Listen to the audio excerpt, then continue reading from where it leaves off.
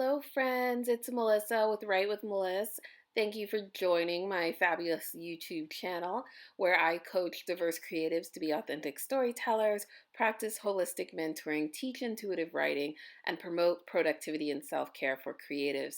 Today is another Tarot Tuesday collective reading, and this is a little bit different. Usually I do pick a cards, but I wanted to do something that was for the whole, the collective. I felt really called to do a video on healing and grief and recovery as the nation mourns the loss of Justice Ginsburg. I know that was a shock to many of us, and a lot of us are experiencing a lot of different emotions right now on top of everything else that 2020 has delivered. We hit 200,000 individuals dead because of the pandemic and COVID 19 in the US. And so this is just a way for us to collectively know what's next. How do we heal? How do we cover? How do we move forward this week? So I hope it brings you some comfort.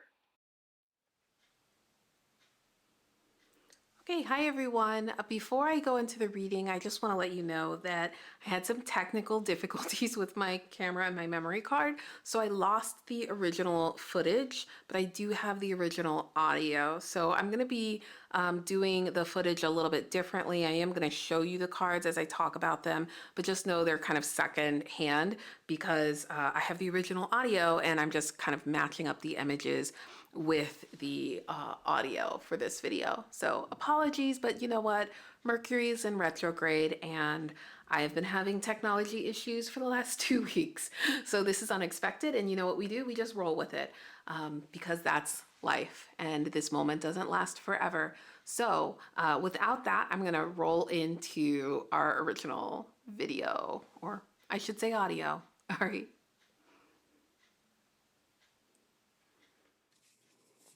All right, so first I'm going to look at sort of the energy that we're coming into the week with. So like what are we coming into the week with?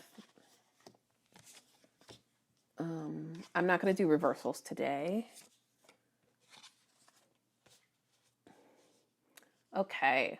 So yeah, this feels really pertinent. What are we coming into the week with? First, we've got the tower energy here.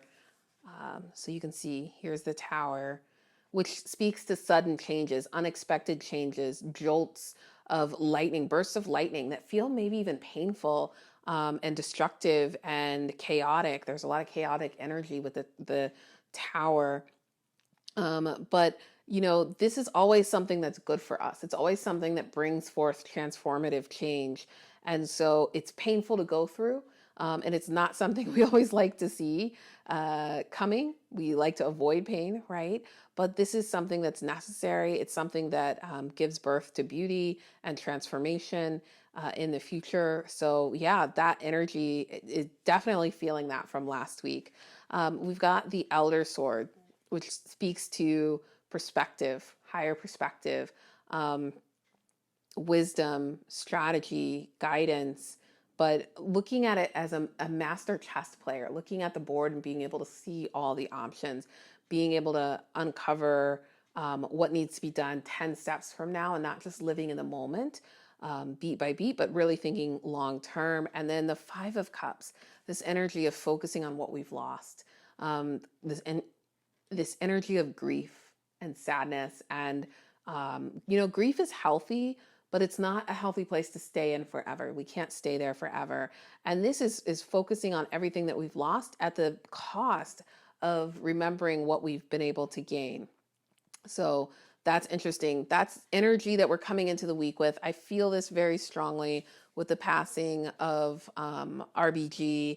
I think a lot of us were shocked and saddened and surprised to lose such a great icon and legal mind and compassionate person. So that's kind of the energy that a lot of us are rolling into the week with. Let's see what else is happening this week. So we've got Two of Wands, the World, Three of Pentacles, Queen of Swords. Okay, so we've got King and Queen sword energy here. Four of Cups. Let's stop there. So yeah, wow. A lot of synergy here. This thing that jumps out here is the Four of Cups, right? We've got the Four of Cups and the Five of Cups. The Four of Cups really speaks to apathy. So it's almost like after we've grieved, after we've focused on what we've lost, we're obsessing over what we've lost, we feel really numb. So some of us collectively are feeling like, I don't know, like we've been desensitized, right? 2020 has been a really hard year for so many people. So many people have lost loved ones. So many people have lost jobs and incomes and businesses. So many people are struggling and, really having an awakening. There's so many natural disasters, not just in the United States, but across the globe. And so because so much has happened so quickly, I think all of us are feeling a little apathetic. All of us are feeling a little numb, a little drained. Things that would have been in the news cycle for weeks, even months, are now just like blips on the radar. And it's hard to remember certain things even happening just in January or February of this year because it feels so long ago. Our perception of time has been shifted because so much trauma has happened in such a short period of time. And so it is necessary to rest and recover, to heal. But I also say, like, when this card comes up, I often think about like, yes, rest, yes, hibernate, but don't live there. I think that with both of these cups, don't live in this space. It's not healthy for us to live in this space. We're not meant to. We're creative beings. We're spiritual beings. We flourish if we're given the opportunity. And so don't waste potential by just lingering in this space for too long. It can feel comfortable sometimes. It can feel good sometimes, but don't linger there forever. What else do we have here? So we've got our Queen of Swords. This is actually my favorite representation of the Queen of Swords. I love this image because I think of her as just a total badass, right? And the thing I love about the Queen of Swords is that she can cut through the BS. She is really great at spotting liars and cheats and con artists and hype and just spin. Like, she really can sense intuitively truth and integrity amongst people. And I think collectively, we're all looking for a little bit of this, right? Our news cycle, our media, things we see on the internet, it's very hard to know who to trust, what's accurate, what's not. There's a lot of gaslighting and happening and people trying to question your sanity. And so I'm feeling like as a collective, we really need to tap into the Queen of Swords energy. We really need to trust our intuition. We need to do our due diligence, right? Not just take one source or one person's word as truth, as gospel, but to really get balanced opinions, to really work to fact check and to really understand and get deeper knowledge, not these like tweets, not 180 characters, not just reading headlines, but really take some time to dig into some of these causes and issues and things that are being shared, and don't just skim. There's some deep learning that I think needs to happen right now, deep strategy, deep thinking, and trusting your intuition and cutting through the BS collectively, that we have to get past this idea that there's no such thing as truth or fact. The Queen of Swords energy tells me, like, there is fact. Like, she's good at finding it and seeing it. And with that King of Swords energy right here, the Elder Swords, that's King of Swords energy. So there's a sense of like having perspective and being strategic, but also of being able to read people. So, and read between the lines. There's a lot of energy here around collaboration and community, and the world, the external world. So the Three of Pentacles is all about collaboration. It's about partnership and teamwork. We can't make anything unless we're working together. And so a lot of people will think of this as creative because in this card image, they're creating something. They're creating like an artwork, right? But this also applies to the food that we eat, right? It applies to our healthcare system. It applies to our environment. One person alone cannot carry this weight, cannot carry this burden. We all have to work together for a common good. So that Three of Pentacles is reminding us that at our core, we need to be able to collaborate. We need to be able to function as a society by working together. We have the Two of Wands and the World, which are really interesting. Again, like all of these speak to community, but the Two of Wands and the World really speak to going out. The Two of Wands, I think about internal versus external power. Like internal power, like we've been in our homes, right? We've been developing and growing our own personal lives and focused on ourselves. And now it's time to focus on the world. Now it's time to go outside and to take our knowledge, to take our power, to take our experience and our expertise and our wisdom and our guidance, to take this strategy and move it outside, to go beyond our castle or our gates or our community, like to step outside and use that power for good. And then I think like we've got the two, or the, sorry, not the two, the world card. World speaks to beginnings and endings. It speaks to the completion of a journey. And I find this really inspirational because, you know, we're 50 days out from the election or something similar to that in the United States. And so that election cycle is coming to an end. And, you know, hopefully, you know, we're rolling into Q4. We're in Q4 of 2020. So the year 2020 is coming to an end, coming to a completion. This is just a beautiful card that's a reminder that everything is cyclical, and everything passes in time. Everything heals in time, right? This is a reminder that you will get through it, that this moment will not last forever, even though it feels like it lasts forever. It will not last forever, and a new cycle will begin. So I do think we need to keep that optimistic, or it's not even optimistic, that just perspective in mind that nothing is permanent in this world. Nothing is permanent. Everything is cyclical. Everything has beginnings and ends. It's one of the only guarantees in life is that we will have an ending, we will have a beginning, and that it's cyclical. Let's see what else we have. So another Pentacles, we got the Ten of Pentacles, the Three of Wands, the Eight of Wands. Hopefully we can see that. Eight of Swords, Seven of Swords, so lots of swords energy. Ah, look at this. Another Three of Pentacles. Oh my goodness. How crazy is that? So yeah, look at this. The Three of Pentacles came up twice and two different decks for this week. So yeah, there's definitely a sense of like, hey, we need to be working together. We need to be not only listening to each other, but working together and putting aside differences for the larger collective good, the larger common good.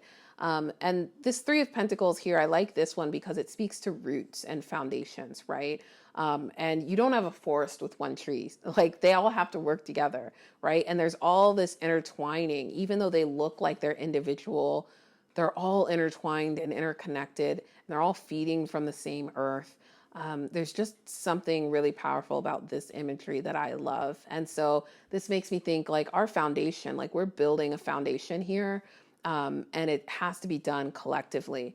And look at this with the trees and the roots, and then you have the Ten of Pentacles, which is also in a tree. And this is the growth, right?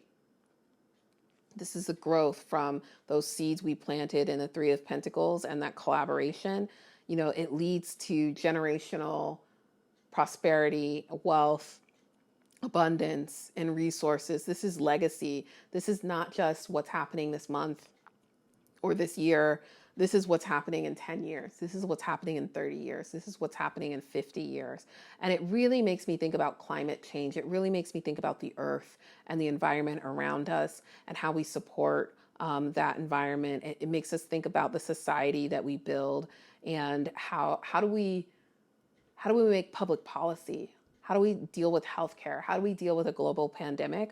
Like all of this information, you know, makes me think about the choices that we make now are building this legacy for future generations. And that's really important to keep in mind, especially when we're here. And it's really comfortable to be apathetic, to be disconnected, to be cynical, to not take action.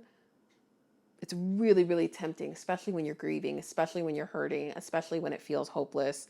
But when you keep in mind this generational legacy of change and what are we giving to future generations, what are we giving to our children and our children's children, um, what are they going to inherit, this is the why. This is what makes it all worth it. So that's really interesting to think about those two. Let's move over here to the swords. So we've got two swords that came up, so more swords energy. And this is interesting too, because yeah, we have the Eight of Swords, and I'm thinking about that apathy and that cynical nature and that feeling of hopelessness. Eight of Swords also has that energy. So there are valid reasons why people feel cynical and people feel hopeless. And this Eight of Swords is like feeling bound, feeling tied to something, feeling like you have no control over the situation. What I love about this card, though, is that it's often untrue, right? We often will tell ourselves we have no choice. We'll tell ourselves we're forced into it. And the reality is, we do have a choice. We just don't like the choice. We have a choice. We just don't like it. Meaning that the decision we have to make may be painful. It may be cutting ties with people in our lives, or moving communities, or changing jobs, or leaving a job that no longer serves us, right? The choice is not one that we like. We have two bad choices, and so therefore we say we have no choice. The reality is we always have a choice. And the stories that we tell ourselves sometimes are for comfort, but they're not accurate. So with that Eight of Swords energy, I just say, like, look deeper, be more strategic, and realize that you do have more power than you're giving yourself credit for. And sometimes it's these binds that we feel like we're being chained to something that we don't like or don't want. Sometimes they're a lot looser than we give ourselves credit for, and we can escape those and be free. The Seven of Swords, this is lone energy, but I also feel some deception here. Um, and it could be like you deceiving yourself or deceiving others, but I get, for the collective energy, this feels like there's people in our lives who are being deceptive, who are not being truthful, especially with that Queen of Swords energy coming up here. I'm getting the sense that this is really speaking to people in our lives, in leadership positions, maybe, but people in our lives who are not being truthful, who are not being honest, who are appearing to look like all of the other folks in our lives, all the leaders in our lives who have very straightforward agendas, and we can see what they are and they're being transparent. Here you see this crack that's all over the place, right? It's not transparent. It's not doing what it promised to do, what we would expect it to do. Um, yeah, collectively. And I think more and more people are starting to realize that. And it's frustrating, it's upsetting. There's that lone wolf energy of somebody not playing to the crowd, but standing outside, not serving the greater good. Again, standing outside of the group, doing their own thing, only serving themselves, right? That fractures the stone, that fractures our foundation. And so I'm just getting so much energy here for the collective, that this is about us coming together and working together for one united purpose and putting some of the differences aside. And I say that not meaning like, oh, well, like you have to love people who are racist or homophobic or who are committing violence. That's not what I'm saying. What I'm saying is, like, there are so many people who all agree that mass shooters are bad, right? There's so many people who agree that police brutality is bad. And yet we all have differences. We're all individual people, but we can come together and say, look, we don't want this pandemic happening, right? Like, there's things that are worth coming together for, even though we disagree on so many other things. Differences and disagreement is what makes us beautiful. It's what makes up a democracy. But a democracy still is one who, like, come together to service the greater good. Um, yeah, so we've got a couple of wands here, the Three of Wands here, which, speaks to a journey. But, like, what I love about this Three of Wands is that, unlike the Fool who's starting out on a new journey, the Three of Wands has a lot of wisdom and guidance. They've had experience. They've been around the block, and they know this game. And so they have a lit path. They have strategy. They're planning. They're being deliberate on how they're taking their magic, their power, and how they're going to use it to move forward. And when you think about the evolution between the Two of Wands and the Three of Wands, I think some of us are in the Two of Wands space where we're afraid to leave our home, our castle, where you know, we've been empowered, we've been learning, we've been doing the research, we've been speaking our voice with our family or our close circle, but we haven't stepped out of our comfort zone yet. And so for some of you, it's time to step out. It's time to get out the vote. It's time to volunteer. It's time to take action and do something physically outside of your home to drive change. For others, I'm seeing this Three of Wands as like you've already planned, like you're taking action, you're on this path, and you need to trust that path. You need to have faith and continue using that power and the wisdom to guide yourself, but to guide others. Light the path for others who are behind you, who are also journeying. So think about how you can share your roadmap with other people and help them also do this work collectively. And I'm sensing with the Eight of Wands, there's a lot of energy. There's still going to be a lot of news, right? A lot of movement, a lot of news, a lot of quick decisions. There's that lightning energy, right?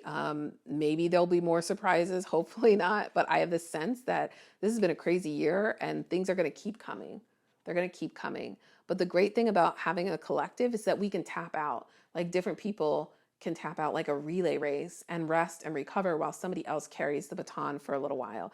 So if we're working together and we're being transparent and we're sharing the same objectives, we can manage the volume of all this crazy news and information that's being thrown at us and all of these quick choices to be able to take action that drives lasting change.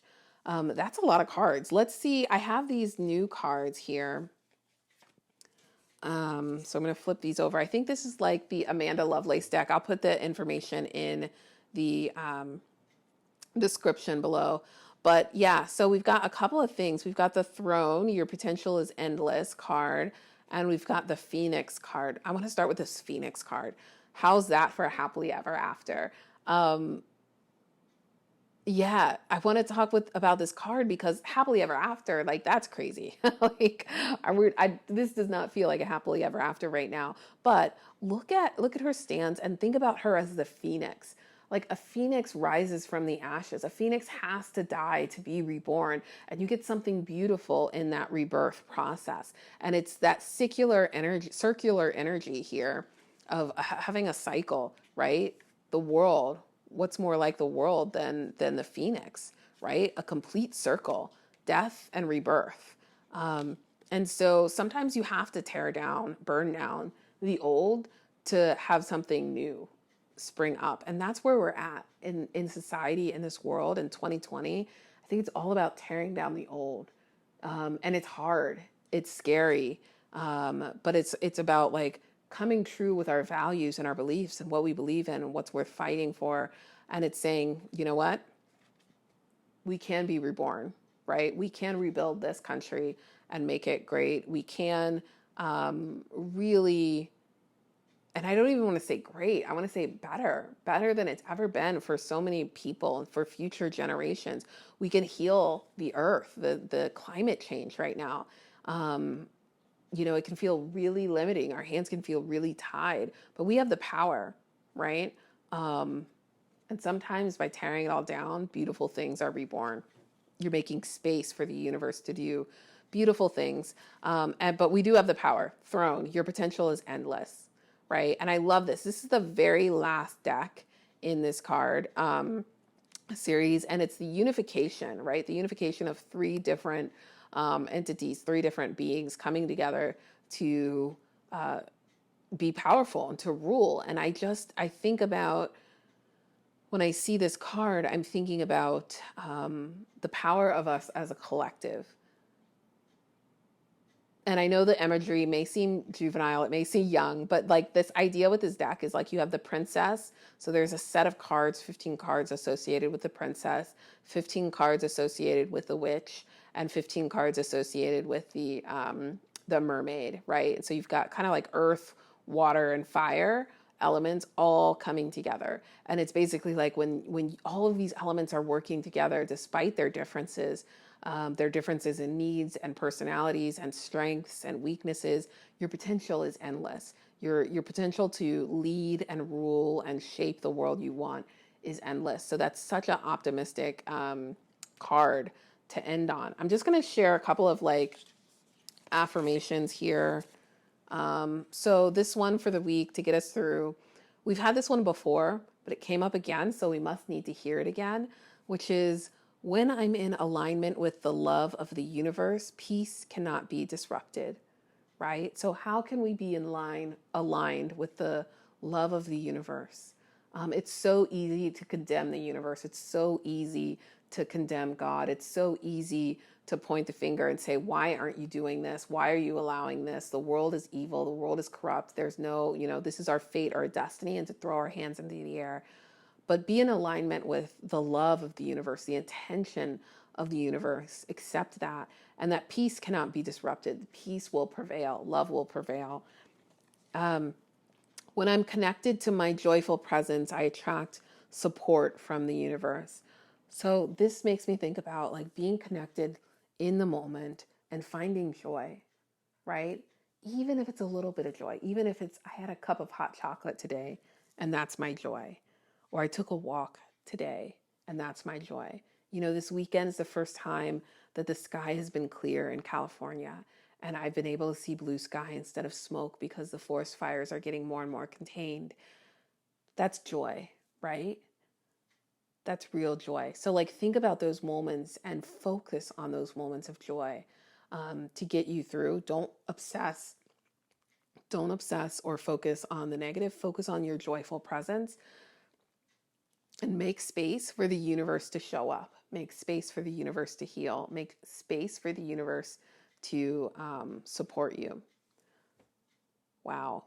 So that's our reading. That's a lot. I hope this was helpful. I hope it brought you a little bit of comfort and peace. I know it definitely brought me some peace and some things to think about in terms of healing and recovery this week. Again, I know 2020 has been so traumatic for so many people. Know that I am here, that I'm sending you love, an abundance of love and peace and just hope. I really do believe that we can get through this together. We will get through this together. And this is just one moment in time. So if you liked this video and you want more like this, hit the like button. It lets me know that. And I'll make some more videos like this.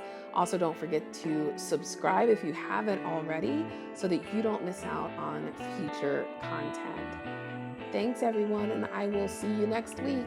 Bye.